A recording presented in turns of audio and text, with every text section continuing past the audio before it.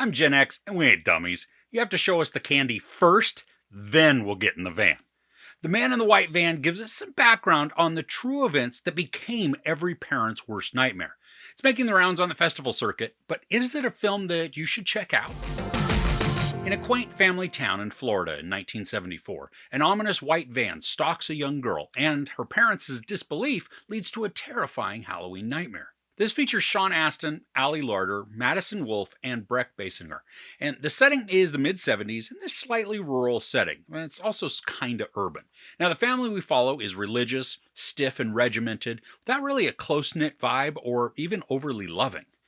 Now, I appreciate how the story works to craft that the young daughter, Annie, who's played by Madison Wolfe, it paints her as an unreliable narrator, at least to her family. She's seen as an over-exaggerator, one who can't necessarily be trusted when she talks about events, and her entire family just doesn't believe a word she says when she tells a story. While the way that this is set up is a little obvious, we do adequately understand her loneliness and the isolation that's instilled in her by her family's lack of connection.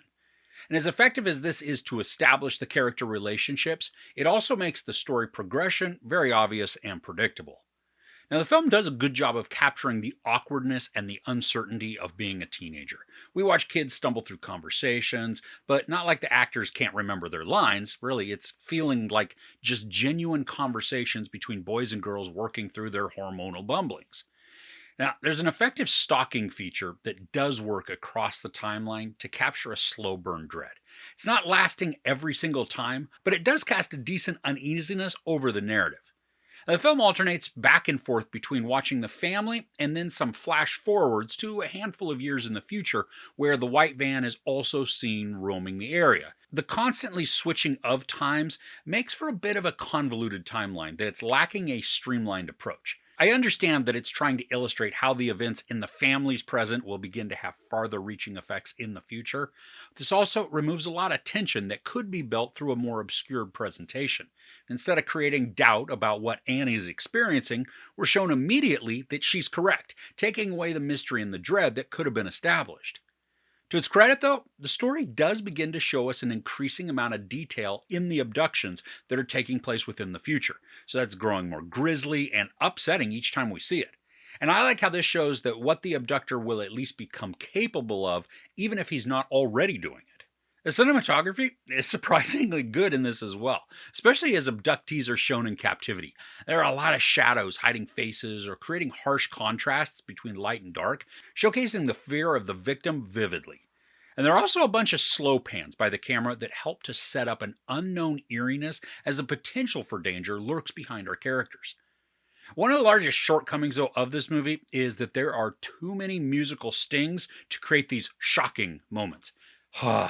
Each time the white van is shown, the music ramps way up. Now, maybe it's trying to be ominous or build this sense of impending dread, and while it is certainly jarring, it's also completely unnecessary and then very forced.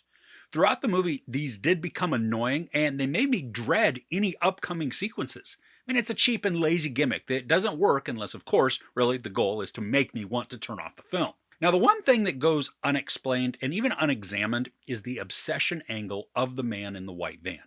The abductions we're shown that take place in the future, they appear to be random selections. I mean, there's no illustration of long-term stalking by this obsessive killer or even reasons why a victim is chosen. It would be both more effective and creepier if an infatuation or a preoccupation was established. The only time we see that is with the pursuit of Annie, and again, there's no reasoning given to this. And before you say anything, I know that not knowing motives, it can make things scarier, which it does begin to accomplish, but also the perp is just more undefined, so it does end up diminishing the overall impact. You gotta give this movie time to build. The beginning, it's pretty rough, missing cohesiveness and focus. Fortunately, though, the story does find its groove and it turns into a tense and creepy thriller. The intensity, it builds to some nail-biting sequences filled with palpable dread and increasing urgency. I mean, everything began to click as the narrative reaches the climax, subverting all of my expectations that had been previously established just because of that weak beginning. And there's still several weaknesses and gimmicks that the movie employs, like those musical stings and the attempted jump scares, along with just a weakly defined bad guy. But thankfully, though, the cinematography is stronger in the second half of the movie, as is the entire storytelling. and it ends on a strong note that helps to redeem the earlier moments. I mean, if you enjoy true crime thrillers and also don't mind an indie vibe, consider giving this one a go. There's no sex or nudity, some profanity, and some brutal violence. I give The Man in the White Van 3 out of 5 couches. So what's a true crime thriller that is great that you can recommend me? Let me know in the comments below. If you enjoyed this review, please give it a like. Also, don't forget to share and subscribe. I'm Chris. This is Movies and Munchies.